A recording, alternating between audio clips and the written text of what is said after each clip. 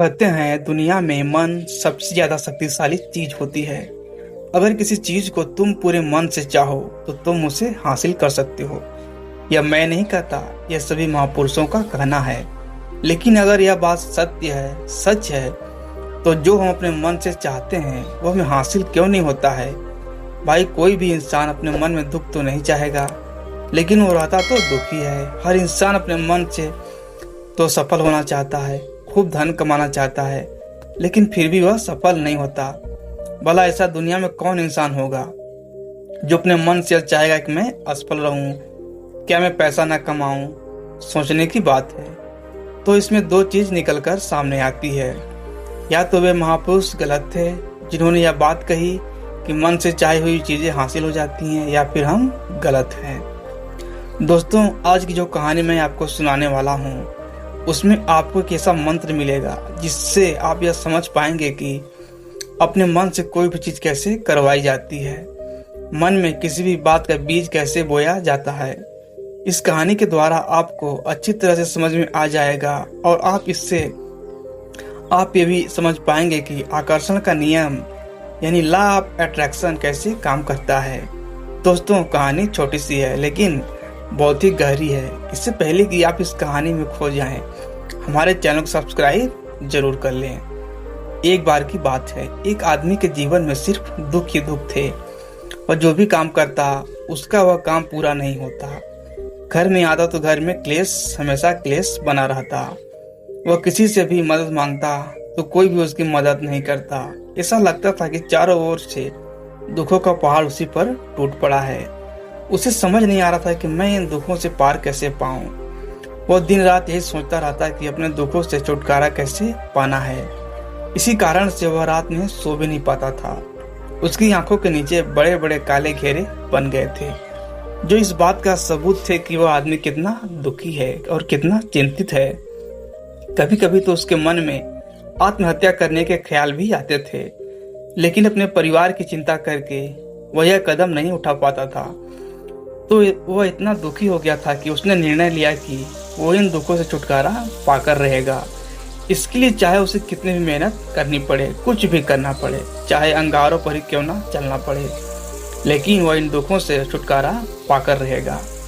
एक दिन उसने अपने मित्र से पूछा कि मैं अपने जीवन को कैसे सुधारूं। उसके मित्र ने उसे बताया कि तुम किसी बाबा के पास जाओ।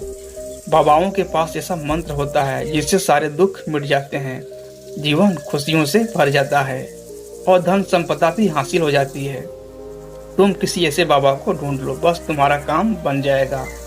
उस आदमी के मन में ये बात पूरी अच्छी तरीके से बैठ गई कि कोई बाबा ही मेरा दुख दूर कर सकता है।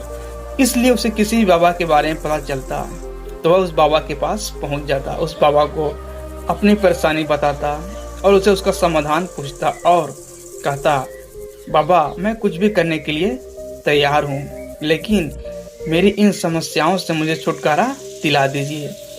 आप जो कहेंगे वो मैं करने को तैयार हूँ, लेकिन आप मेरे जीवन को सुधार दीजिए। बाबा उसे कुछ उपाय बता देते हैं और बदले में उससे दान दक्षिणा ले लेते हैं, और यह उपाय करने के बाद तुम्हारे घर में सुख शांति बनी रहेगी। बस इस उपाय को पूरी विधि के साथ करना।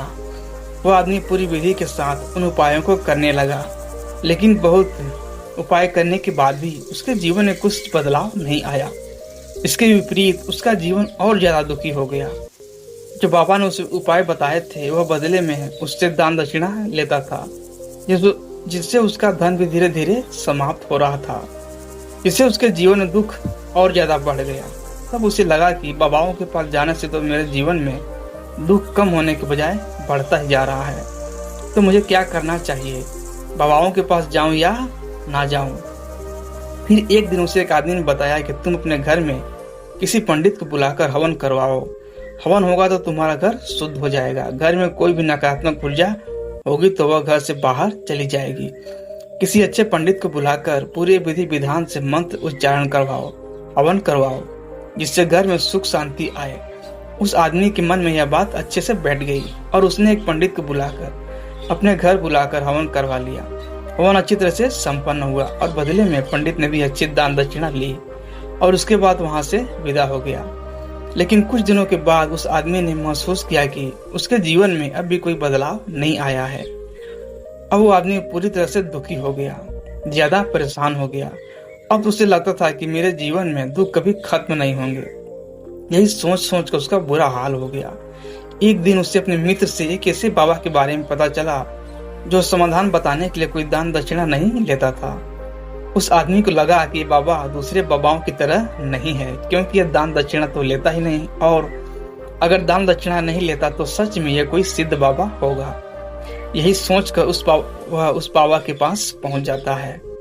जब वो आदमी वहां पर पहुंचता है तो बाबा ध्यान में बैठे हुए थे। यह देखकर वो आदमी वहीं पर चुपचाप बैठकर बाबा के ध्यान से बाहर आने का इंतजार करने लगा। थोड़ी ही देर बाद बाबा ने आंखें खोली तो सामने एक दुखी और एक परेशान युवक को देखा।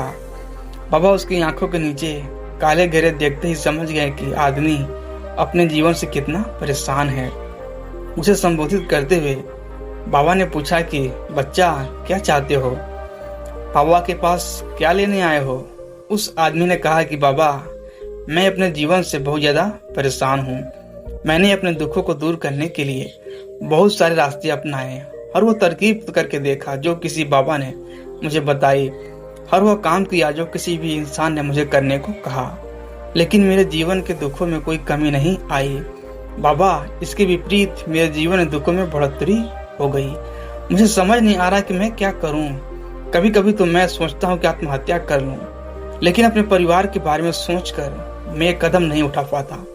बाबा, मैंने आपके बारे में बहुत सुना है और बहुत उम्मीद के साथ आपके पास आया हूँ। कृपया मुझे कोई ऐसा मार्ग बताएं जिससे मुझे अपने दुखों से छुटकारा मिल जाए। मैं अपने दुखों से छुटकारा पाने के लिए कुछ भी करने को तैयार हूँ। आप मुझे बताएं, कोई भी रास्ता बताएं, चाहे वो रास्ता कितना भी कठिन क्यों ना हो, मैं उसको पार करके रहूंगा। बाबा ने महसूस किया कि आदमी तो सच में ही बहुत परेशान है। बाबा ने उसकी बात सुनकर कहा कि बच्चा, दुखों को दूर करने के लिए मंत्र ऐसे ही नहीं मिलते हैं। मंत्र पाने के लिए कुछ करना पड़ता है। तुम कुछ कर सकते हो?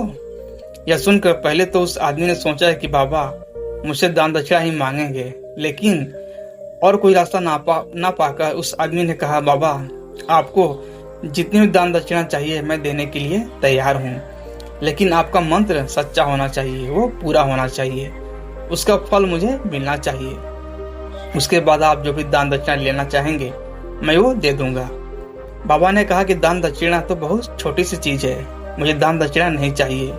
इस पर वो आदमी सोच विचार करके बोला, बाबा, मैं अंगारों पर भी चलने को तैयार हूँ, बस आप मुझे आज्ञा दीजिए।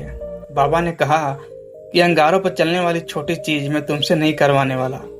मैं जो तुमसे करवाने वाला हूँ वो बहुत कठिन मंत्र है, तुम उसे पूरा कर पाओगे?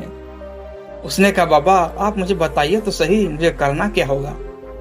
मैं कुछ भी करने को तैयार हूँ। इस पर बाबा ने उससे कहा कि यहाँ से जब तुम अपने घर जाओ तो रास्ते में अपने मन में यह दोहराते हो जाना कि मैं सुखी हूँ, मैं सुखी हूँ, मैं सुखी हूँ। बार बार अपने मन में यह दोहराना, और याद रहे जुबान पर यह नहीं आना चाहिए, यह सिर्फ मन में दोहराना है। यह सुनकर वो आदमी बोला, बाबा, बस इतनी सी बात? यह तो मैं चुटकी बजाकर कर लूंगा, लेकिन इससे होगा क्या? बाबा बोले, इस मंत्र को करके देखो, वैसे भी तुमने इतने बाबाओं के मंत्र आजमाए हैं तो इस मंत्र को भी करके देख लो। उस आदमी ने सोचा कि बाबा कुछ दान दक्षिणा तो नहीं ले रहे हैं और छोटा सा मंत्र है, इसे तो मैं कर ही लूंगा। वह बोला, ठीक है बाबा, मैं ये मंत्र जरूर करूंगा। यह कहकर वहां से चलने लगा, लेकिन जैसे वो चलने लगा पीछे से बाबा ने बोला कि बच्चा, एक बात याद रखना, जब तुम ये मंत्र अपने मन में दोहराओ तो तुम्हारे मन में बंदर का विचार नहीं आना चाहिए, बंदर का ख्याल भी नहीं आना चाहिए, तभी यह मंत्र सिद्ध होगा। वो आदमी बोला, मुझे तो आज तक बंदर का कोई विचार नहीं आया, तो अब क्यों आएगा? आप चिंता मत करिए बाबा, मैं बस मन में यही दोहराऊंगा कि मैं सुखी हूँ, मैं सुखी हूँ। इसके अलावा बंदर का कोई विचार मेरे मन में नहीं आएगा। यह कहकर वो आदमी वहां से चल दिया। अपने मन में सुखी हूँ, मैं सुखी हूँ यह दोहराता थोड़ी ही दूर चला था कि उसके मन में अचानक बंदर का ख्याल आ गया। बंदर का ख्याल एक बार आया हो चला भी गया, लेकिन उस आदमी ने सोचा कि आज तक तो मुझे बंदर का कोई विचार नहीं आया, तो भाई आज बंदर का विचार क्यों आया? और ऐसे करके उसने बंदर के विचार को पकड़ लिया। वह भूल गया कि मुझे क्या मंत्र दोहराना है और वो बंदर के बारे में सोचने लगता है। जब थोड़ी देर बाद उसे होश आया तो वह फिर से अपना वही मंत्र दोहराने लगा जो बाबा ने उसे बताया था, मैं सुखी हूँ, मैं सुखी हूँ। लेकिन अचानक से उसे एक बंदर दिखाई दिया और यह देख कर उसके मन में फिर से बंदर का विचार आ गया और वो अपने अंदर से इस विचार को बाहर फेंकना चाहता था। वह चाहता था कि मेरे अंदर किसी भी तरह का बंदर कोई विचार न आए, लेकिन उसे तो सामने बंदर ही दिखाई दे गया।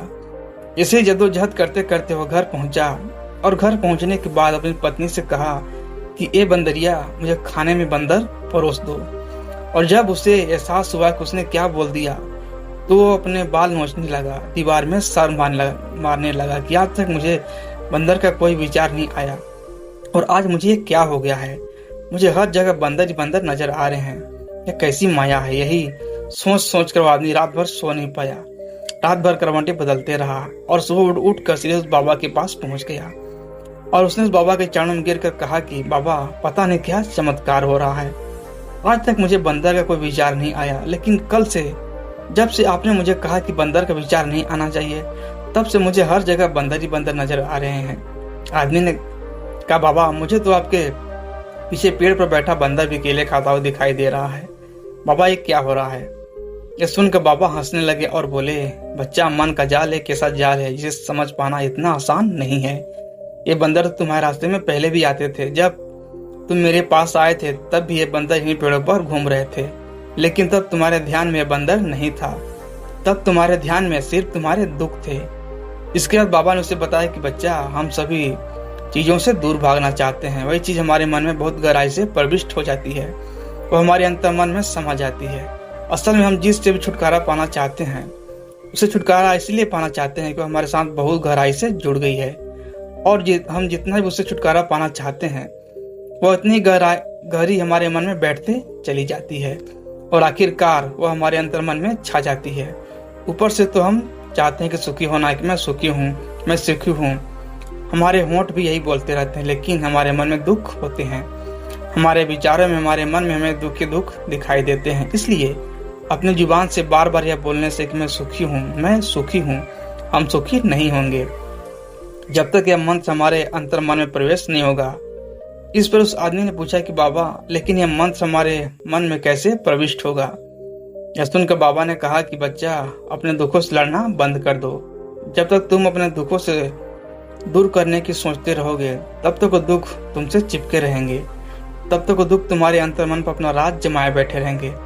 और जिस दिन तुम उन दुखों के बारे में सोचना बंद कर दोगे, उस दिन से तुम्हारी जिंदगी से दुख गायब हो जाएगा। क्योंकि किसी भी चीज से छुटकारा पाने के लिए हमें उस चीज के बारे में सोचना पड़ता है और हम जितना ही उस चीज के बारे में सोचते हैं उतनी गहरी हमारे मन में प्रविष्ट होती चली जाती है। हम अधिकतर समय अपने दुखों के बारे में ही सोचते रहते हैं, यही सोचते रहते हैं कि हमारे जीवन में दुख है और हमें इसे छुटकारा पाना है।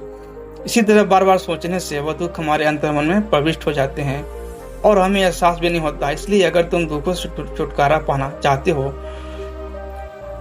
तो दुखों से छुटकारा पाने के बारे में सोचना छोड़ दो, तुम्हें दुखों से छुटकारा मिल जाएगा। आपने देखा होगा, अक्सर आदमी धूम्रपान छोड़ना चाहता है, शराब छोड़ना चाहता है, सुबह अपने आप से वादा करता है कि मैं कोई भी गलत काम नहीं करूंगा, लेकिन शाम को जब वह लौटता है तो नशे में चूर होकर लौटता है। ऐसा क्यों होता है? ये जो हम सोच रहे हैं उसे पूरा ही नहीं कर पा रहे हैं। असल में हम उस चीज को बहुत ज्यादा महत्व दे रहे हैं, उस चीज को बहुत ज्यादा अहमियत दे रहे हैं।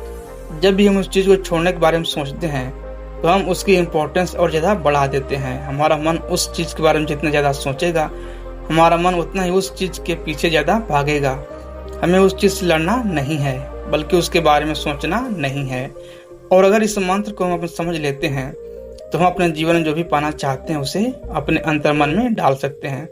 और एक बार वह लक्ष्य हमारे अंतर्मन में बैठ जाता है तो फिर सफलता पाने में कोई समस्या नहीं आएगी, कोई दिक्कत नहीं आएगी। तो दोस्तों, उम्मीद करता हूँ कि आपको इस कहानी से एक अच्छी सीख मिली होगी। यह कहानी आपको कैसी लगी हमें कमेंट बॉक्स में कमेंट करके जरूर बताएं और इस वीडियो को अपने दोस्तों के साथ जरूर शेयर करें ताकि उन्हें भी इस कहानी से कुछ सीखने को मिल सके। ऐसे ही प्रेरणादायक और बुद्ध स्टोरी सुनने के लिए हमारे चैनल लाइफ कम बैक 2.0 को सब्सक्राइब करके बेल आइकन को जरूर दबा दें ताकि आने वाली अगले वीडियो की नोटिफिकेशन आपको मिल सके। इस वीडियो में बस इतना ही, मिलते हैं अगले वीडियो में, तब तक अपना ख्याल रखिएगा।